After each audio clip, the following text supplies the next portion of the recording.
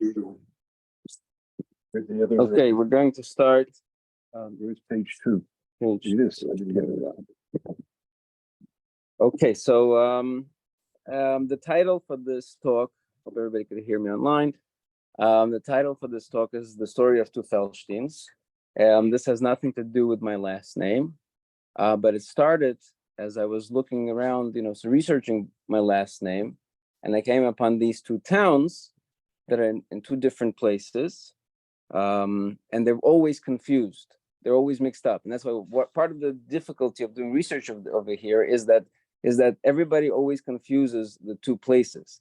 They confuse it with each other, but they also confuse it. Some people, it's Felsztyn when it's spelled in Yiddish. Some people think it's Palestine, but so randomly, these are very random two towns that have nothing to do with each other. The only common connection is that 700 years ago, the original noble family, which came from a town of Felsztyn in the Czech Republic, that was the only connection. That this is the same family that started, the offshoots of this family started these two towns in two different places. Okay, that is the only common thread. But otherwise, they're completely disconnected. Okay, one is located on the border with Poland, right next to Lviv, and the other one is located right next to a town called Kmelnitzky, as we'll see in a second. A city. Both in Ukraine. Today, the Felsztyn that's next to Lviv is called Skelivka, and the Felsztyn that's next to Felsztyn, it's not Felsztyn, it's Felsztyn that's next to Kmelnitzky is called Gvariyskoye or Hvardiiske. Okay, so again, very small shtetls, and again, so I started looking into them, and unfortunately, as we were talking with Nosson pointed out today that you can pick any town in Ukraine and you can give a Tisha B'Av talk on it. Okay, any town, it doesn't make a difference which. And furthermore, 2 years ago we spoke about the Kishinev pogrom, right? We spoke about the Kishinev pogrom, and Kishinev pogrom, as we mentioned last time, made huge waves in the news, huge waves, and had lots of repercussions. There are 49 people died in that pogrom. 49 people died in that pogrom, which is a lot. But the pogroms that took place in 1919, or over the course of the entire Russian Civil War from 1918, but the worst year was 1919. From 1918 to 1921, in that 3-year period, there were somewhere between 1,000 to 2,000 pogroms. Okay, and there were at probably over 100,000 Jews killed in those pogroms. 100,000 Jews, which again brings to mind this quote that they say is attributed to Stalin, is that a single death is a tragedy, right? But 1 million deaths is a statistic. Numbers, they desensitize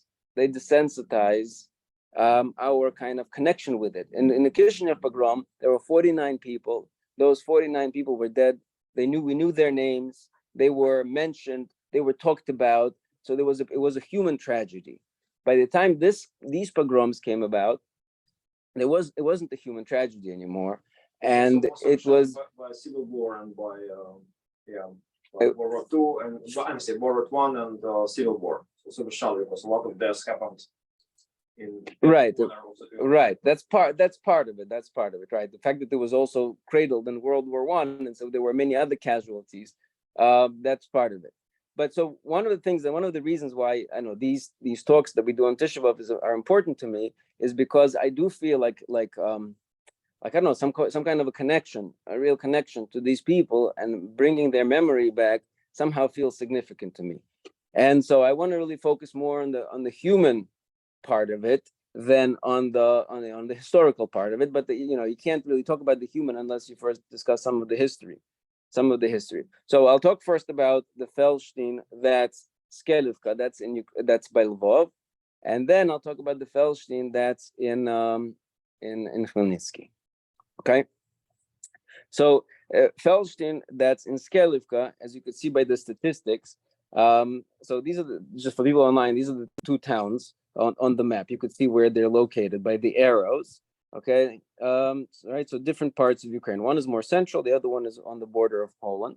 Okay, so Felsztyn that's Skelivka is it's very similar, Jewish little town. With these are the population statistics. You see, in 1900, it had 1327 total population, and 690 of those people were Jews. So it's about 52% Jewish town, right? That's the Skelivka. As you could see later, in 1921, the Jewish population declined a little bit. It's different. The only other kind of what's the word? The only other kind of significant mention is in the Skelivka. They have a statue to a good soldier Shveik. Okay, as the other significant part of this. No, there's also a big church there, a big church that's kind of pictured in the cover of the handout. But it's a small town even today. Today maybe it's like 3,000 people. It's a small town. You could see this beautiful wooden synagogue, a famous. There were a few wooden synagogues around Ukraine in general, like these old-fashioned wooden synagogue that stood there for a while. And I don't think that maybe there's one or two that are still alive that are like museums. Most of them disappeared. So this one doesn't exist anymore, but it was immortalized by an artist, Frank Stella, who made it into this conceptual art piece. The famous people from Felsztyn, again, very confused because is the Landau Brandwein family. Is the Landau Brandwein family. They actually left Felsztyn in the late 1800s. The Landau Brandwein family are connected. So the Brandwein family is called the Oliker Hasidim, the Hasidim of Olik. Olik was another town, and the Hasidim of Olik married into the Landau family. Okay, and the Landau family actually. So if you look at the handout and you look at the slide, Rav Tzvi Arya Landau, right, was his last name, and his Rav Aharon Brandwein is actually his son. Rav Aharon Brandwein is his son. Okay. And so the reason why what happened to the last name, he took his wife's last name, the Brandwein family, the Oliker Hasidic dynasty last name, he took it on, and his daughter actually married the first Bostoner Rebbe. So the Bostoner Rebbe all descend from this Brandwein. I spoke yesterday. The Bostoner Rebbe of Avenue J was nifter about a month ago, I think. So his son is now the new Rebbe, and I spoke to him. He was just mentioned to me that they just visited the Quorum when they were there in Eretz Yisrael.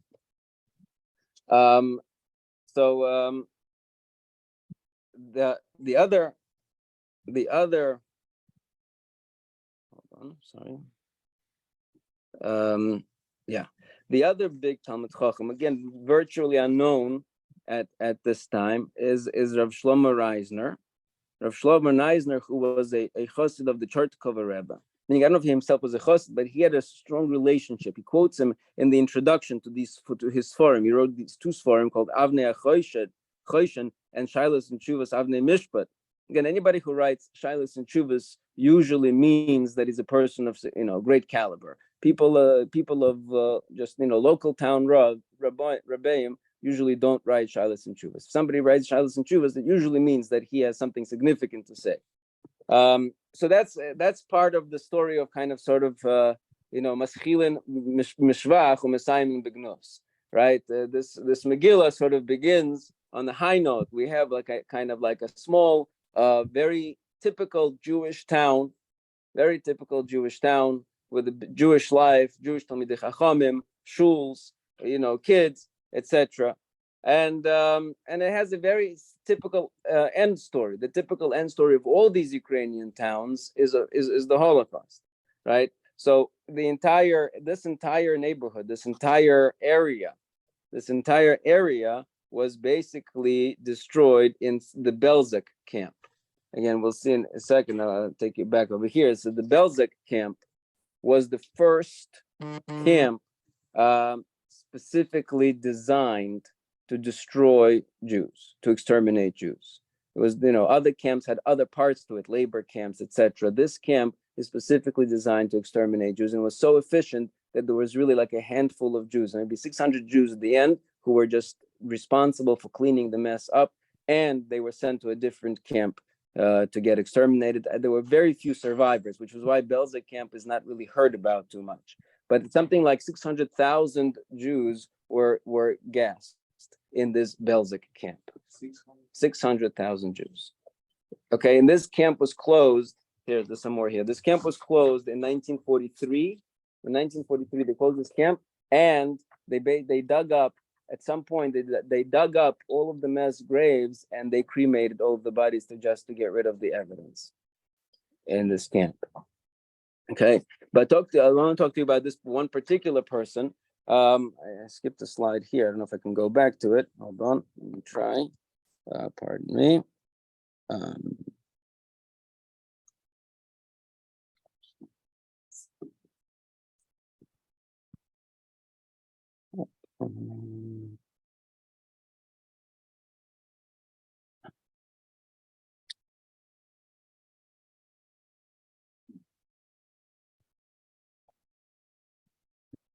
See if I can go back to that slide. Here it is.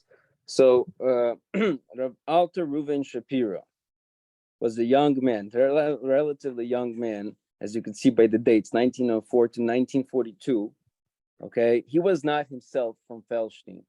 He himself was from Sanok, I don't know how to pronounce that, which is in Poland.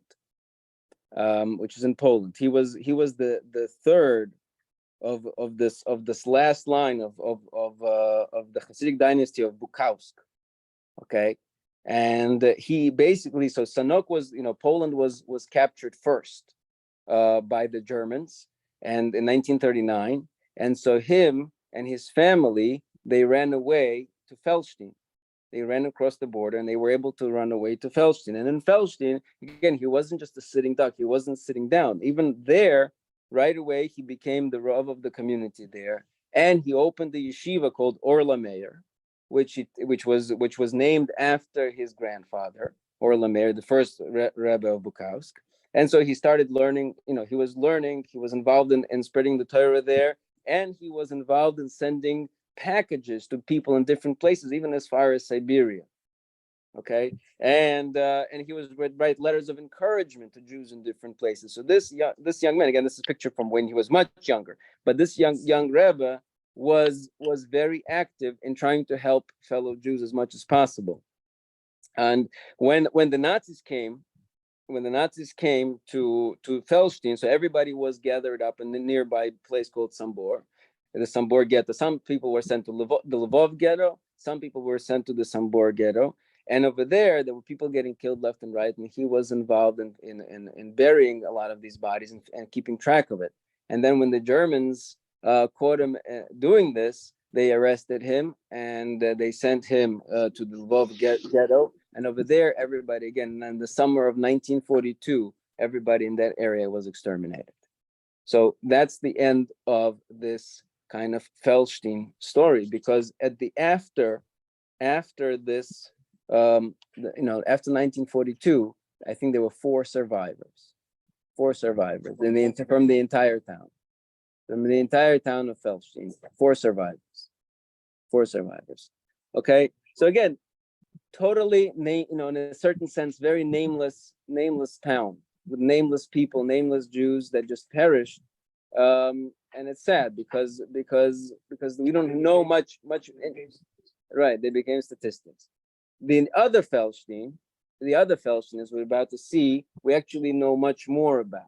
And there's much more information about the other Felsztyn, and that in a certain sense due to the pogrom of 1919 that we're going to talk about now, because basically a lot of the survivors of that pogrom, decided to pick up and leave, and they didn't stick around for the second part of the 1940s. So the reason why we know more about the second Felsztyn is because that first tragedy kind of allowed them to escape.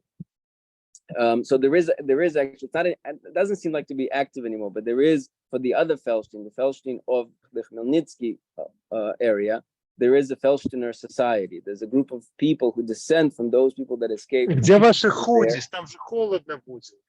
And they. Эльга, твой. Let me just mute. Just a second. Okay. Okay.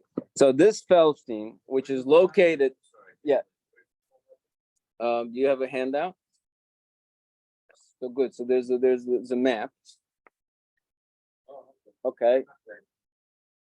So the map is so now we're going to switch. We talked about the first Felsztyn that's all the way to the left. Now we're going to the second Felsztyn that's all the way to the right. Right. Yeah, it's next to Lviv. It's very close to Lviv. The other Skelivka. No, it's on the border. It's on this side of the border of Ukraine.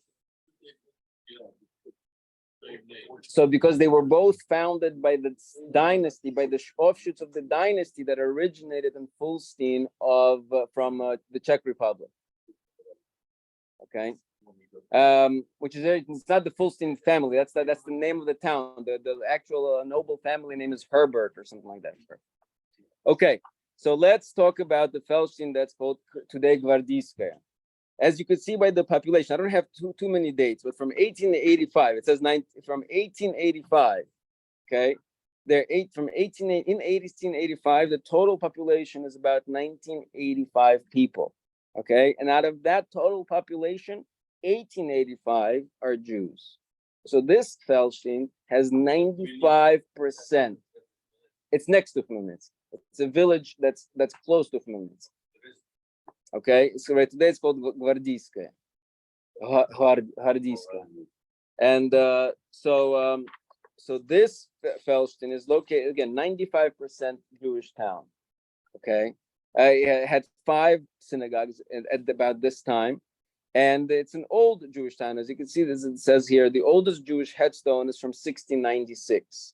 Okay, so it's pretty old.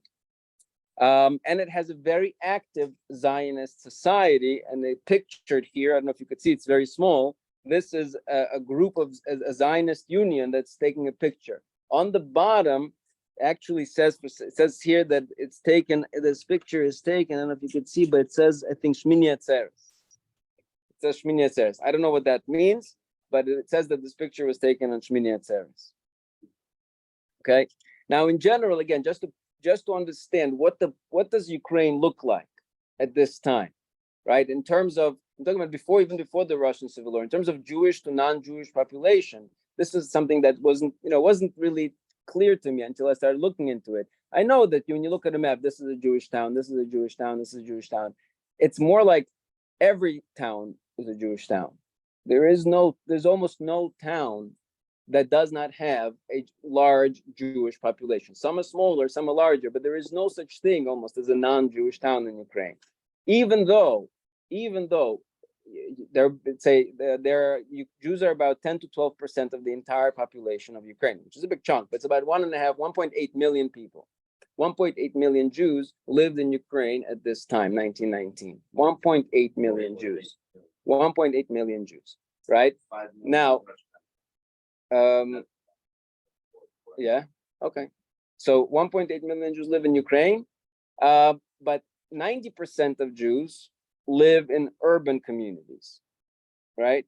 And only 10% of Jews live in rural communities. For the Ukrainians, it's the opposite. 90% of Ukrainians live rurally, and only 10% of Ukrainians live in urban communities. So therefore, when it comes to urban, and urban does not mean like 200,000 people. 200,000 people is like 3 cities in the entire Ukraine. Okay, but I'm talking about even 5,000 people. That's urban. Even 3,000 people is urban. So it just depends on the structure. So most urban Jewish population in Ukraine is about 30%.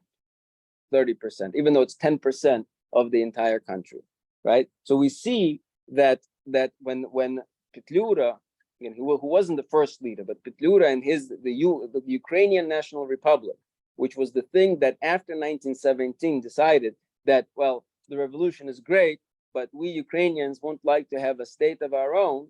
right? Those guys, they published at some point their own money, which called karbovanцы. And you could see again a picture of this of 100 karbovanca, and it has in the front it was in Ukrainian, and on the back it was in three languages: in Russian, in Polish, and in Yiddish. See on the bottom it says 100 karbovances, Russian, Polish, and Yiddish, because they were the minorities of Ukraine. So on the front it was Ukrainian, on the back it was Russian, Polish, and Yiddish. Okay. Yes, 100 karbovances. So that's Ukraine. Now, again, I don't want to go into history because, like I said, I just want to focus more on the human element of this. But at this time, Ukraine was chaos. There was this is after the Russian Revolution. After the Russian Revolution, basically there were these private militias, similar. It's kind of not unsimilar to today, but today they're a little more organized, I think. Again, I don't know for sure, but basically every strong man started his own militia. Some of them aligned with this guy, some of them aligned with that guy, but there were a bunch of private militias, and Petliura was the guy who gave it a very Ukrainian flair. He himself, Petliura, was not a military guy. He had almost no military experience at all. He was a journalist, but he knew how to spin. That was his talent. He knew how to spin. And most of these guys, spin was more important than real qualities. And so Petliura was able to give these Cossacks or Gaidamaks or whatever you call them, to give them this kind of a nationalist Ukrainian flair, where the leader of the band was called Ataman or Hetman, right? Or Ataman, and Ataman Tambil, whatever, and Kivo Kazaki and Nasili Papahi, they're national. They put on these special Ukrainian nationalist wear in order to to feel that pride and fight against all of the other groups. Yeah, but there were a bunch of groups. There was the Petliurovцы was one group, Makhnovцы were another group, Grigorivцы was another group, Denikinцы, who were the main white army, who were pro the Tsar, right? There were Denikinцы. Then there were Zelenovцы. Again, there were a whole bunch of Zelensky, but a whole bunch of different groups, and the problem, and obviously also Bolsheviki, right? There was the Red Army that was coming from Russia, but within each town there was also an underground group of the Bolsheviki, so you never knew who is who, right? And sometimes one ataman comes in, takes over the town, does whatever he does, and then a new guy comes in, fights this guy off, this guy runs away, and then each time, you got to switch hats. The people in the town have to pledge allegiance to the new ruler, and if they don't pledge allegiance sincerely enough or strongly enough, they could pay with their lives, right? And that was kind of the dynamics of the time, right? And for Jews, the problem is, this is the biggest problem for Jews all the time. The biggest problem for Jews is, and especially when you have a population like this large of 1.8 million people, you had a significant number of Jews in every single part, in every single division, in every single fighting part. There were Jews against it and pro it, right? So therefore, the Jews were Bolsheviks and the Jews were anti-Bolsheviks. The Jews were in the White Army and the Jews were anti-White Army. The Jews were also by Petliura. He had the Minister of Jewish Affairs, right? That's how we got this $100, 100 karbovanцы with the Yiddish in the first place, right? So there were Jews everywhere. So you'd think, since Jews are everywhere, so you could see that Jews are not united, and therefore you can't blame the Jews for being either one of these three things, because Jews are different. They're like everybody else. Some people are here, some people are there. The answer is no. Jews can be blamed for all of the parties, right? So they can take the blame for everybody. Okay, and that's really what happened. Now, a lot of what I'm saying comes from I looked at it afterwards, but the first time I hit upon this was by a book called by Jeffrey Weidlinger, a very recent book, maybe published 2 years ago, called "In the Midst of Civilized Europe." Okay, and over there he posits the following thesis. He says that the Ukrainian pogroms were basically a preface, was an introduction to the Holocaust. They were not two separate events. They were really like a trailer, all right? Not a more like the template, but not even more than the template. But basically, they even contributed to the lead, right? And why is that? Why is that? Because generally, when we think of a pogrom, what do we think of a pogrom? We think of a pogrom as something that happens, for some reason, some trigger occurs, and the mob gets rowdy, and the mob goes crazy until some kind of a force, either the police force or the army force, comes in and puts the mob, sends the mob back home. That's what we think a pogrom is. These pogroms were not like that at all. Okay, what's the difference? Because these pogroms were organized by the militias themselves. In other words, by the people who were acting as the local army at the time, right? So therefore, these were, structures of force, armed, huge groups who were actually attacking a peaceful, civilian population. Okay. And this was systematic, and there was nobody to stop these people because there was nobody else who could come in, right? So in other words, somebody within their own ranks had to stop them. Okay, so this was very, very different. Okay, so that's just an introduction. But let me just, before I go on, to tell you a little bit about this. So I mentioned to you that there was a large Zionist presence, and I think that may have something to do with the Rav of Felsztyn, who was nifter right before this in 1910. The Rav of Felsztyn was somebody by the name of Rabbi Yisroel Halevi Kitover. Rabbi Yisroel Halevi Kitover was the superstar. They call him the superstar of Felsztyn. He himself, again, Kitover, if you know a little bit of Jewish history, Kitover is a famous last name. Kitover was Rav Gershon Kitover, who was the brother-in-law of the Baal Shem Tov, right? This one has nothing to do with that one, okay? But sometimes they get confused also. Kitover, there's a place called Kuti or something that's called, I think the name is Kuti, and they call it Kito. So Kitover means he comes from this place Kuti. But this was, Rabbi Yisroel Halevi Kitover was a very interesting personality in a sense that he was Kulei Torah, but the Sfarim that he wrote were actually very philosophical.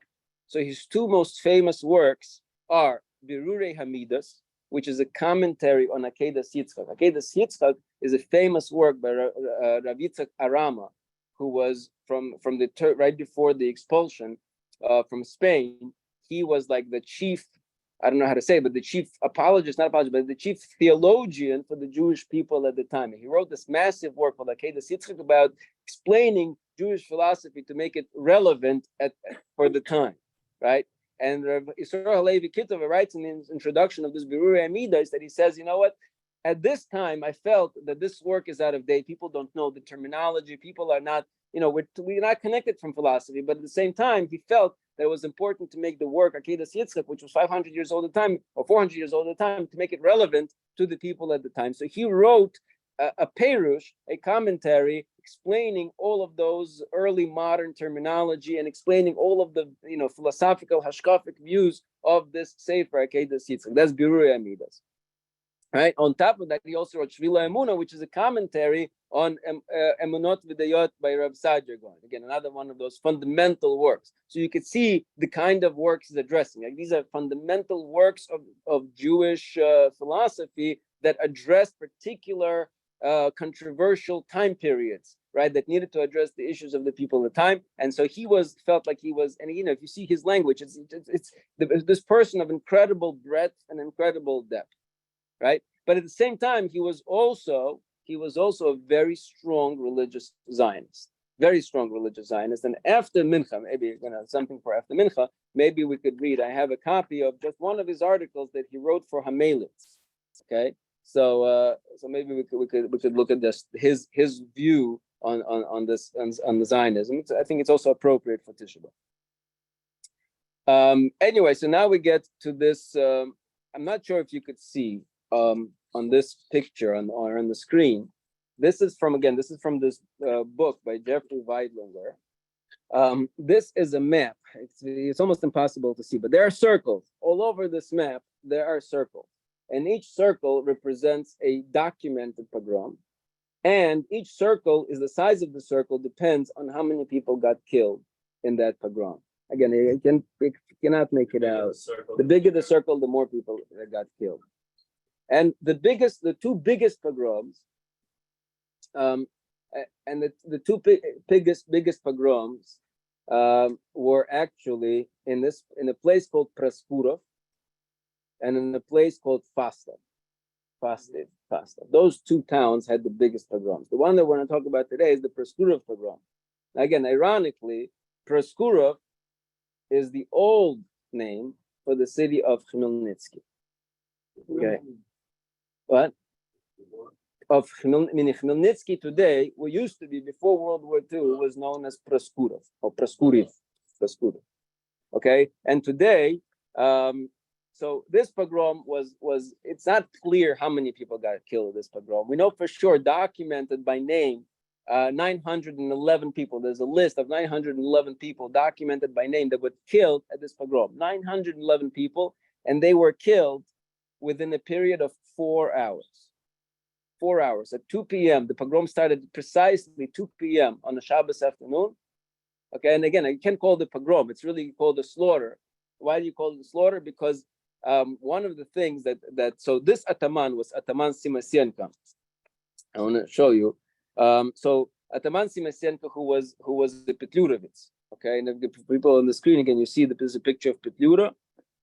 You see also one of the orphanages. This is from just one of the orphanages from Proskurov. Again, if you look at the statistics, you see that over this time period, there were between 1,000 and 2,000 pogroms, over 100,000 people killed. Again, when I say 100,000, I mean that let's say usually by these pogroms, let's say if 1,000 people get killed, but within the next 2 weeks, another 300 die from their wounds. Okay, so that's why it's harder to estimate the numbers because, but they estimate at least 100,000. Some people go as far as 200,000 people were killed over this time period. Okay, thousands were more wounded. Jewish businesses were robbed, vandalized. That's obvious. That goes without saying.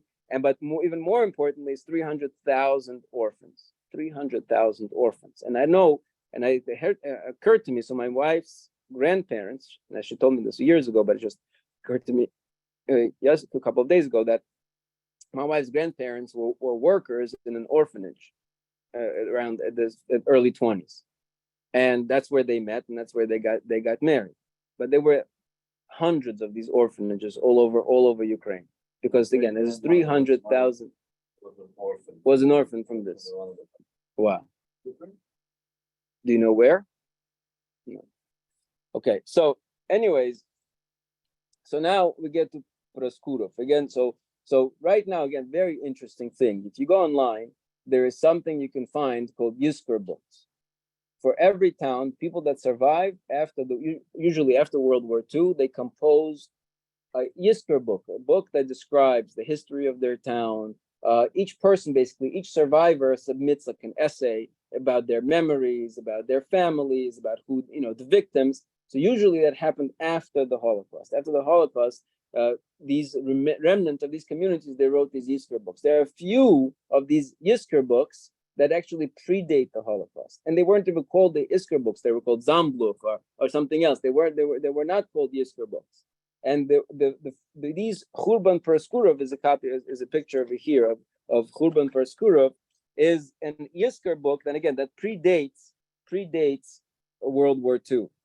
Okay, and you can see the date. The date of the Proskurov pogrom was on the 15th of the 1st of Adar, which was also 15th of February. 15th of February. Now, what happened? It wasn't without a trigger. And again, I don't want to go into the whole history, but basically the Bolsheviks of the town were planning a rebellion against the Ataman Simasienko, who was there, who was a Petlurovitz. They needed to start some kind of an activity, because in those days, if you start a certain action, if it's a little bit successful, starts in one town, then other underground chapters of the Bolsheviki, they pick it up. Now, it happens to be, they found out later that there was a Russian sponsored instigator that went around to these underground Bolshevik groups and actually instigated to start these rebellions, right? And the truth is, the main town that they wanted to have the rebellion start in was Kmelnitzky. Zhmedinka at the time was like the chief industrial town of that area, and the workers there were very pro Bolshevik, and therefore if they were to start a riot, then they thought that the rest of the Ukrainians would pick it up, but they couldn't get it to start for one reason or another. They couldn't get it to start in Zhmedinka, so they figured if they can start it in a smaller town, again it wasn't so small, like Proskurov, okay, then they will spread to other parts as well. Okay, but they were not prepared at all. They went to some of the Bundists in the town. The Bundist said, "Guys, don't do it." They tried to talk them out of it. Don't do it.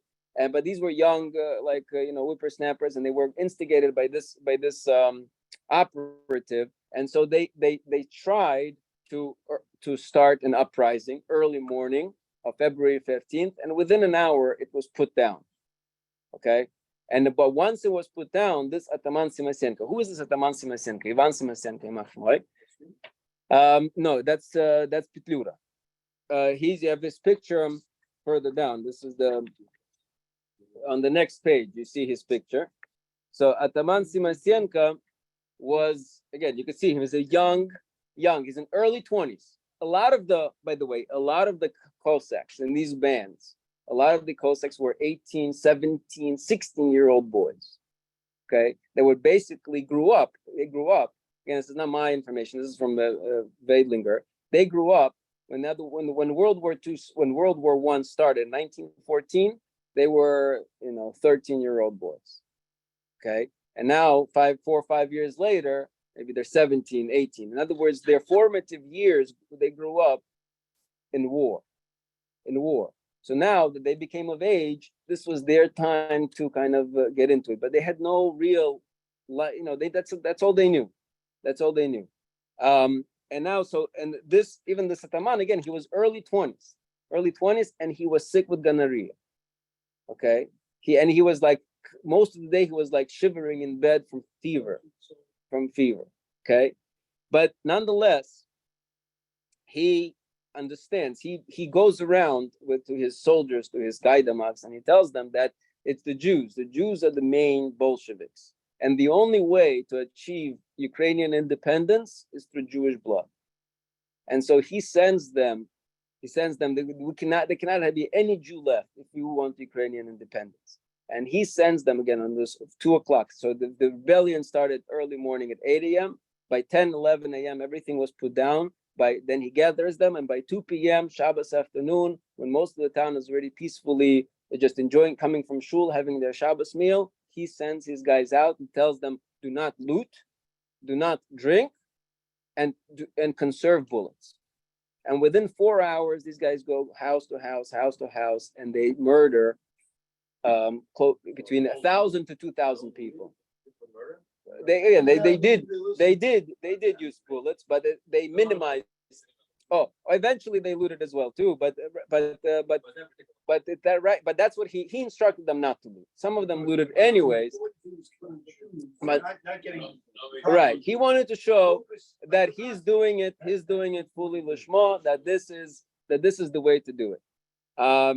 This is the way to do it.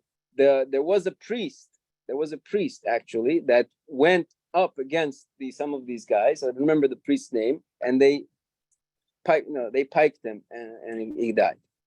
Okay, so that was Proskurov. Again, so somebody may be thinking, what about Jewish defense?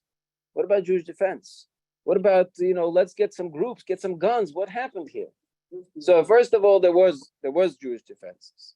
Okay, they were disarmed before. As soon as the first thing that this Ataman did when he walked into the city, he disarmed anybody with defenses. That's number one. Number two is there was another place. Where there was a small defense group, and the pogrom started because of the defense group. Because the worst thing you want to have is Jews with guns. Okay, so if there are Jews with guns, that's a reason for the attack. That's not a reason to prevent the attack. Yes, Jewish defenses worked sometimes against those old-fashioned pogroms where there was a mob. Okay, there was a mob, they were drunk. Okay, you could shoot some guns in the air, they go home. Yes, sometimes that worked. But these types of pogroms, they were different. These were 800, 900 horsed, fully armed killers. Okay, a 30, 40, 100 defenses doesn't help. It doesn't help. Plus, right, right. But right, correct. Correct. So again, for this, that was Proskurov. Now, how does Felsztyn come into this? So Felsztyn, like I said, is a town that's a little bit farther out. I don't know exactly the distance by horse. I don't know, right? But it's a little bit farther out from Proskurov. But that day, Simasyenko sent his people, a detachment of his people, a couple of hundred people. He sent to Felsztyn to go do the same job in Felsztyn. Okay. Now he also, after the pogrom, so there was a guy, there was a Ukrainian guy by the name of Timofey Verkhola, was very friendly with the Jews, and he didn't know what's happening. He went to rest. He wakes up, and there's a middle pogrom going on. So he starts running in the street. He puts on a Red Cross band because he's afraid he's going to be killed, because he's a well-dressed guy. He's afraid that he's going to be shot because they'll think he's somebody. So he puts a red cross arm, and he runs to Simasyenko. They gather him, and he says to him again, if you could read in the thing, he says, "Что вы творите, атаман? Неужели себя считаете украинцем?" Right? Для коей личности не нужно никаких рекомендаций. Right? He says, you think ты одел папаху, и ты уже это вот, right? So he's telling him, you're not a real Ukrainian. This is not what Ukrainians do. So the Simasyenko goes back to him, and he says, it's not my fault that all the Jews are Bolsheviks, right? So he says to me, what about the women and children, and what about the old people? Are they also Bolsheviks? So he says, if somebody gets hurt as a byproduct, that's tough. Collateral damage. That was his conversation. Again, so we're talking about close to 2,000 people, right? Or between 1,000 and 2,000 people perished in one afternoon. Okay, I don't know of any place systematically achieved such level of destruction of civilian population in such a short time with just pikes, knives, and hatchets, right? Okay, so again, talking about the victims in this over here, these are just two. Again, this is from the Churban Proskurov. This is translation. I didn't make this translation. This is the translation from Yiddish. These are the two victims that I picked out. There was a famous Rebbe there, the Bazilier Rebbe. The Bazilier Rebbe. You never heard of the Bazilier Rebbe? I never heard of the Bazilier Rebbe also. But Bazilia was also a nearby town, north of Proskurov, Bazilia, which was probably originally called Vasilia, but somehow eventually it's called Bazilia. And there was a Rebbe there who was a descendant from the Aptarov, right? The Ohev Yisroel. I don't know if you know the Aptarov, the Ohev Yisroel, Yeshua Heschel, right? The Heschel last name comes from this Aptarov. So he was a descendant of the Aptarov. He was actually, I have this very complicated family tree over here, but his daughter and his son-in-law, they actually escaped the pogrom. The rest of the family got killed. His wife got killed. His kids got killed. He got killed, and only his daughter and his son-in-law somehow survived. And they actually moved to Borough Park, and they were part of the. They were Tversky. The husband was a Tversky, and they were from the Trisk Hasidic dynasty. But the Bazilier Rebbe's father, who was the first Bazilier Rebbe, his sister married the second Belzec Rebbe. Okay, so these were very close, kind of very high up, big Hasidic Rebbes. So this, again, is a funny story here that I'll tell you just as a humor point. It says over here that the Bazilier Rebbe would joke around sometimes. So people would give him kvittelach, and then he would read the kvittelach out loud, anonymously but out loud. Or maybe no, he must have read the name also. I don't know. But anyway, so he says over here. So the big gvir of the town gave him a kvittel, and says they should bless all of the members of his family, v'chol mishpachtoi, right? V'chol mishpachtoi. And the Rebbe decided to read it as a joke, v'chol mishivchosoi, which means and everyone from his shivcha, and they came out. They got all embarrassed. And it came out that he had children with the ship. Okay, but on a side note, the last name of the Bazilier Rebbe was Ashkenazi. Okay, was Ashkenazi because they were descendants from the Chacham Tzvi. Okay, so Rav Shmuel Ashkenazi was also was his grandfather, and he was a big connecting point between all the different Rebbes. The other person, right? So it says over here, the angel of destruction who killed and annihilated so many lives of our beloved and dear ones on that sad, dark day of the Pogrom and Proskurov did not spare the pure, holy, kosher soul of the Bazilier Rebbe, together with his wife and 2 grandchildren. They were cut off from the world before their time by the bestial murderous hand. And another one is this Rav Chaim Yosef Greitzershtein, who was the famous chazan of the Proskuriv community, right? He was look at the story, read the story for a second. He was from the Husatin Hasidic branch, okay? And once the Husatin Rebbe heard him praying, and he became very excited with admiration, saying that to those close to him, that his style of praying stemmed from the style of prayers that the Levim used to sing in the Beis Hamikdash. And he considered it a great privilege to hear him pray, declaring in the following manner: every creature and every person in particular has within him a holy spark of the supernal worlds. On account of the merit of the spark, he draws the source of his existence. When the spark is taken away from the person, he stops existing. And the holy spark of Rav Chaim Yosel, that's this Rabbi Chaim Yosel Greitzershtein, the Rebbe continued, was his music, with which stemmed from the songs of the Levim that sang in the Beis Hamikdash. Right? So again, these beautiful Jewish people that were just for no reason, these were not Bundists. These were not communists. Okay? They were just victims of this incredible, gruesome murder. And the gruesomeness, I'm going to save a little bit for last. Right. So here's a screenshot from the Felsztyn memorial book, and it has this article titled "Petlura der Felshtiner Malachamovis." Right. That's at least that's how they consider. They considered Petlura as the ultimate responsible guy. Even though again, today there's a controversy. Petlura, yes, anti-Semite, not anti-Semite. Okay. Right, but the fact of the matter is that under his watch, 100,000 Jews killed, and he did not do. Okay, there was some kind of a note that he said, "Okay, no more guys, no more. Let's stop this." Again, but even in 1926, he was writing. He was calling Jews Zhidi, and you explaining why Zhidi are prone to communism and all of their negative characteristics are. Get out through, again. But again, that's just a statistic. Right. That's what the problem is. With you trying, I think doing very well trying to rectify it. Right. So that you could see some of the people here from the next few pages.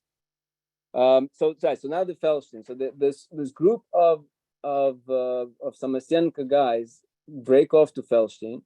And this Virchola, the non-Jew that I mentioned before, runs to Virchola, to Samasyenka, tells you can't do this, you got to stop. And he convinces them to send a note to his guys that were dispatched to Felsztyn to not do it, to stop it. Okay? The note gets delivered to the male person. His name is Zimmerman. Not his Jewish name, except he's not. He's German. Okay? And he does not deliver the note. And his guys go and slaughter. And they kill 600 people. This was 3 days later, on February 18th. They kill 600 people, 1/3 of the Jewish population of this Felsztyn. 1/3 of the Jewish population. 1800, if you look at the dates again, if you can go back, you'll see 600 people just perished in one day. Okay? But again, we're still, and you could see also here on the picture, this is some of the orphans in the orphanage of. This is somebody's apartment that he took on all these kids and basically made his apartment into an orphanage. It says on the bottom here, "Dem Yesoimim hoys in Monish's Dira." right? So some monish decided to make a orphanage in his house. Okay, so these are some of the faces from the Felshtiners that from their Isker book that you could see here. Again, you can't really read what it says, but over here you see the picture with the two girls, right? Those two sisters, they were killed. One of the sisters, the older ones, this was the day after the Tanoim. It says on the bottom. It's the day after the Tanoim, and she was still wearing her fancy clothes that from the night before. Tanoim is like the Hasidic engagement party. Like they do it in advance. They don't make, it's like like they break a plate. Oh, that's right. Now the next picture is just a whole family. Everybody in that family, the entire family got killed. The kids, everybody. Okay. This one you see on all the way to the right. You see a lady, Machlia, Bas Simcha. Says she was in the attic, hiding in the attic with 5 kids. Okay, they dragged her out from the attic.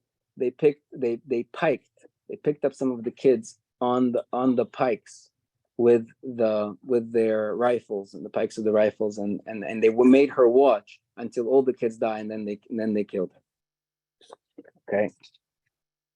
Now brings me to this last section, which maybe so late I didn't realize, is Rav David Novoseller. Rav David Novoseller, again, there's an article here. There's an article here in this other handout. There's 2 articles here. This Rav David Novoseller, it says here, the 2 lives of Rav David Novoseller.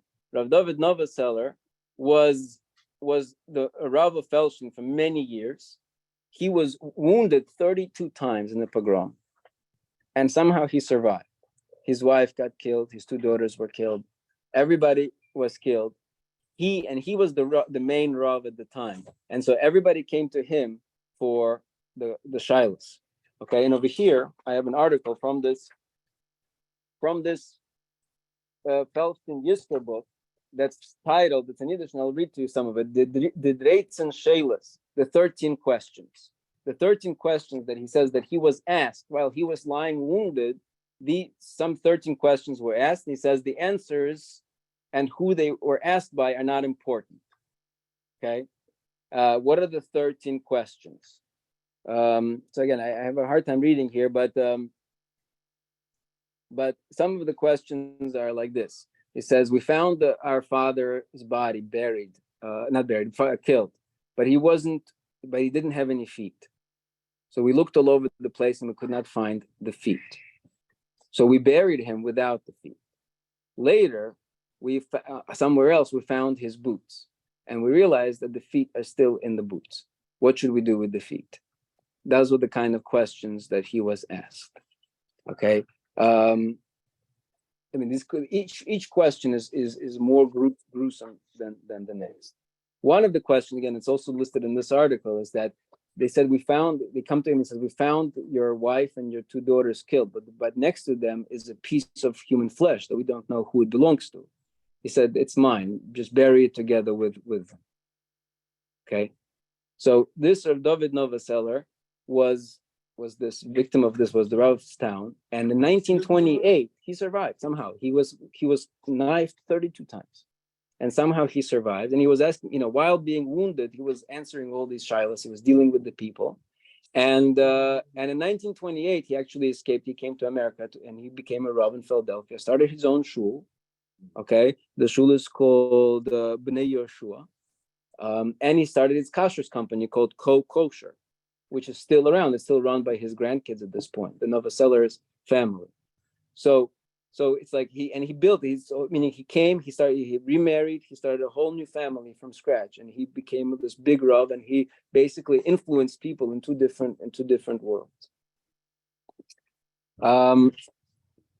So that pretty much brings me to the end of this story. What are the takeaways? Everybody should have probably their own takeaways. What are the takeaways? The takeaways is, number one, to me, is always that no matter what group of Jew you are, the first thing is you are a Jew, and you have to remember that. And you cannot hate any Jew. Every Jew comes before, whether he's a Democrat, whether he's a Republican, whether he's a lefty, whether he's a righty, anti-Zionist, pro-Zionist. First thing is He's a Jew. And again, after Mincha, if we have a little time, I'd like to read to you just a few lines from this article by Hamelitz, by this Rabbi Kitover, Rabbi Yisroel Kitover, which he discusses this very issue of of Jews and who is and who's to, how do we look at different Jews, especially with the Zionist question. Okay, thank you so much for listening.